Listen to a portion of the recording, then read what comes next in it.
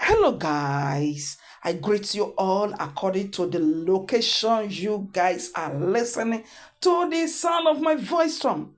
It is me, your sister, your friend. Guys, finally, the adopted daughter of Mr. Ibu has finally spoken up. Let us hear her out and listen to her side of the story. After all, you cannot use one man for judge. We all know that there are so many allegations out there against her already. Let us hear her out. Bye bye. I have been abused. I have been used. And I hope you guys are patient enough to at least listen to the entire story, because it means a lot to me for people to know what really transpired, what really happened. Then, if after listening to me, you feel like, oh, I'm wrong, fine. I'll leave the judgment to you people. So, how did I get involved in all this in the first place? Um, Firstly, how did I get involved with this family? The John Okafor family, Mr. Ibu family. The first and most important question I get all the time from people, mostly on my comment section, is, oh, don't she have a family? Don't she have parents? Leave this family alone, and all of that. I would like to start addressing from those kind of comments. So many years ago, my dad passed on. May his soul rest in peace. He was in the Nigerian army. He was a very good friend to Mr. Ibu, who is now a father figure in my life. When my dad passed on, Mr. Ibu himself was at the burial. Ever since then, he has played the role of a father figure in my life. Not for once have I ever needed somebody as a father that he was not there for me. So, fast forward to 2018, I left the country, I left Nigeria,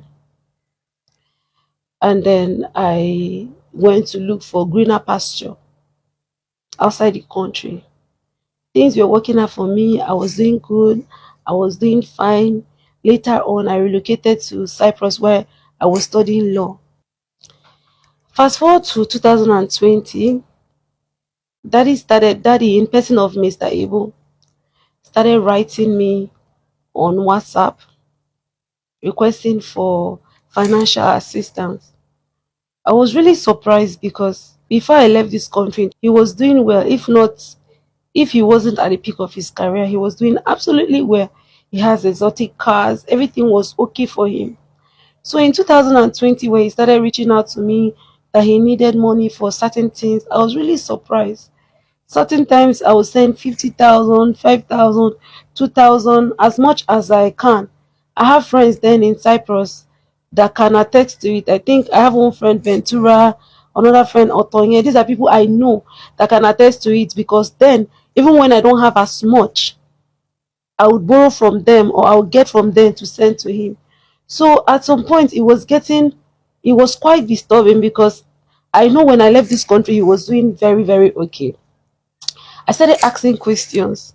I asked him, what exactly is happening in your life right now for you to be asking for the least 50,000, 10,000, 5,000? Are you sure everything is okay?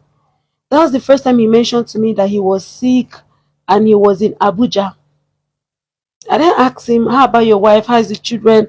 How is everybody doing? It's been long since I heard from any of them. He said, his wife is in Lagos. That he has been in Abuja for close to 2 years now. And I was like, if you're sick, the best place to be is your home in Lagos. Why Abuja? He didn't really say much. So I told him to send me his wife number, that I would like to hear from her. It's been a while. I'd like to hear from her. Let me know what's happening in their life and all of that. Let me also understand why he was asking for those kind of financial help if things has really gotten that bad. Because I was in shock. It also surprised me. So he later sent her number. I called her. I asked her how she was doing. She said everything was not well. I could remember that day The first day I contacted her after a very long time, she said everything is not well, that her husband has left the house for over 2 years, he has abandoned the children and everything. I was surprised to hear that from her.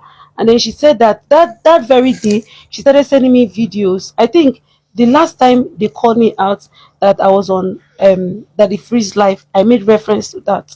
And I'm sure those evidence will still be on the live because I've changed my phone severally and my phone formatted, so I might not have some of those evidence, but I still know that if I go to my iCloud, I'll still see some of them, which I'll be posting while the video goes on.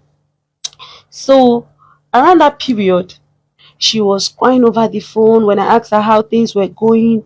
She said that daddy in person of Mr. Ibu has left the house for over 2 years, abandoned her with the kids, that things were really bad for her. Even that day, she sent me a video of NEPA people cutting the light as of when I called her.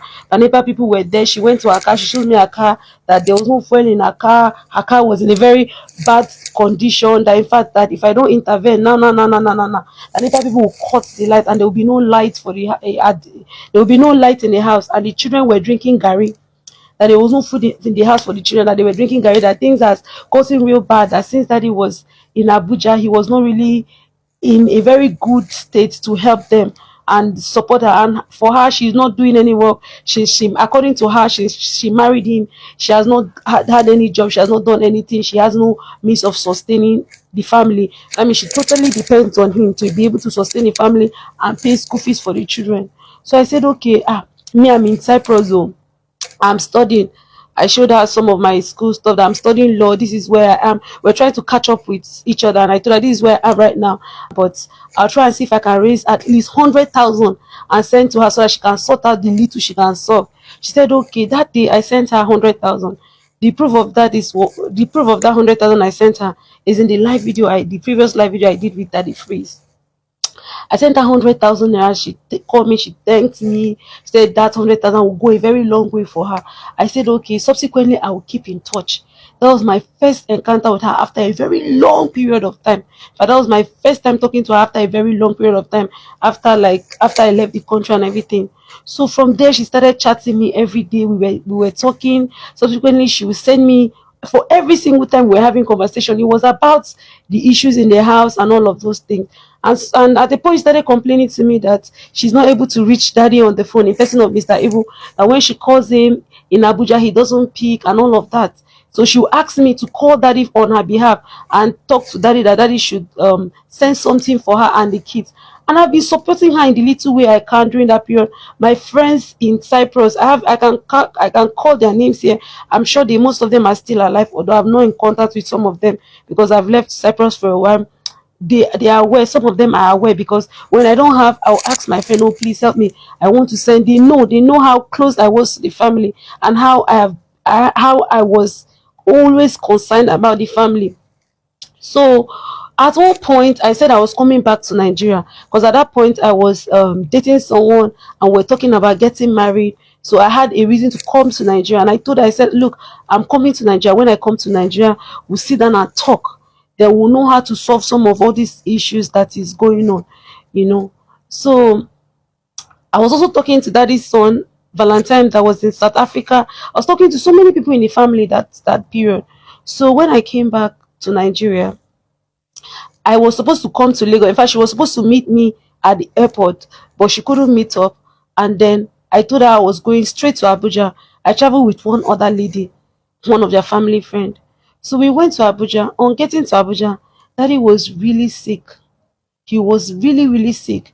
That was the first video that went viral on social media, that I was giving him medicine. I said, daddy, take this medicine, take the medicine.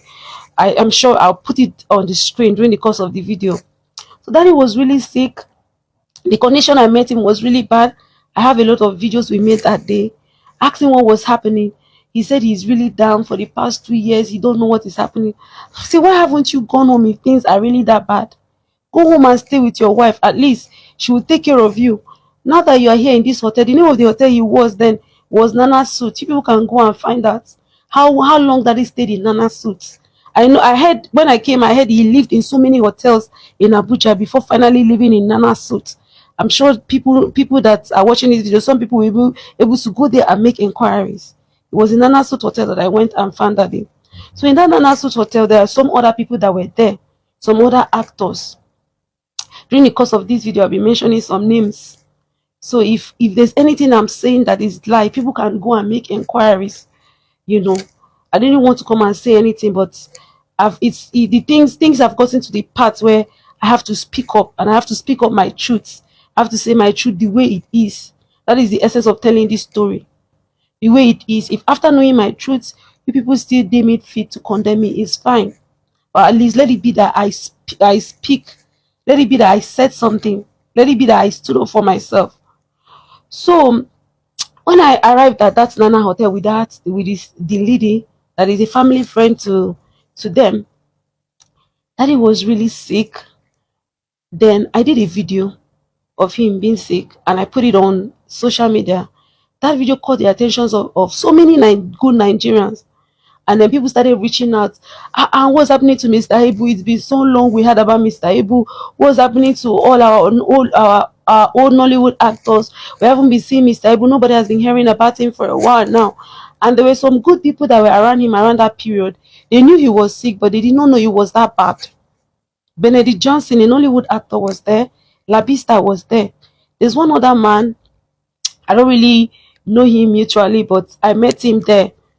He was one of the people that was helping him then, and Bala, Mr. Bala. They had a program running, one political party program that was running on that period. I can't really say much about it because I came and met them in the middle of it. In fact, I later found out that they were the one even sustaining his hotel bill, his food and everything. So when they saw that video, they rushed, they came, Benedict Johnson came over, Labista came over, and some people in Nollywood, they came over. And immediately, it wasn't up to an hour, let me say an hour 30 minutes, they rushed him to the hospital. Zenith Kidney and Medical Center. When they took him to the hospital, I believe Benedict Johnson, by the grace of God, he's alive and healthy. He knows most of he should be able to relate to most of the things I'm going to say during this period in Abuja. They took him to the hospital. The doctors saw that they saw his former medical reports from the previous hospital he was. And what the doctor said that day, I won't forget, he said, if this medical report that they came with is the state of him, of daddy right now, that means things are really bad. And then I can remember then, if the people that were there can attest to the fact that daddy was saying, death is near, death is near, death is near. I was rebuking him. I said, death is not near, you're not dying anytime soon. So the hospital, they said they had to make a deposit of a particular amount of money. Benedict Johnson and Labista were running around with some other people, the Bala man, they were running around, they were able to raise a certain amount of money, and then they made deposit at that hospital, Zenith Hospital. So they started checking that day. I cannot actually give details of his medical condition because I feel like that those are things that are actually personal to him. But I can actually say to some extent the medical condition was really bad. It wasn't a very good report. So they started checking him all over. They had to admit him. They admitted him in that hospital for at least 3 months. And the people that took care of the bill that time, as far as I know, was that group of people that were sustaining him at that hotel. So when I came, the first thing I asked, I called the wife. I said, look, I'm here at the hospital in Abuja. The condition is really bad. If it's possible for you to come. She now said that she doesn't have transport, or that she doesn't have money for flight, she can't come, that they said we're going to arrange money for her to come and all of that. I said okay. So I spoke to daddy. I said we need to find a way for your wife to come so that she can actually take care of you. This matter is serious. So Igbo people will say ogomaye boom. Do you understand? That's my good heart will not buy me. Okay, with the way she explained everything, you see that it's obvious that she has good intention for Mr. Ibu. Even amidst all these things, she still call him daddy. Do you understand? But personally, I feel that if I were in her shoes, and if Mr. Ibu did not legally adopt her as his daughter rather, then she should just excuse the family. Let the wife do whatever she chooses to do. Let her do anything that she has chose to do, because the thing is, as in, the family is taking it to somewhere else, somebody that has been of good impact to your family, and suddenly you said she took your money, she did this, she did that, so many accusations. Personally, if it was me, I won't take it. And at this point, since Mr. Ibu is better, I would just advise Jasmine to, move ahead and forget about the family, since the wife doesn't want her, instead of forcing herself. I know that Mr. Ibu has not directly made her angry, but the wife is just been she's just been on her neck. So let her just excuse the family and let the wife do whatever she has chosen to do. Do you understand? So yeah, Jasmine, kudos. Thank you for at least making the veteran Hollywood actor Mr. Ibu better again. At least the role you played was huge, and it's well appreciated. Guys, let me know your thoughts in the comment section. So I think you have listened to our side of the story. Thanks for watching. Drop your own opinion on the comment section. May the good Lord richly bless.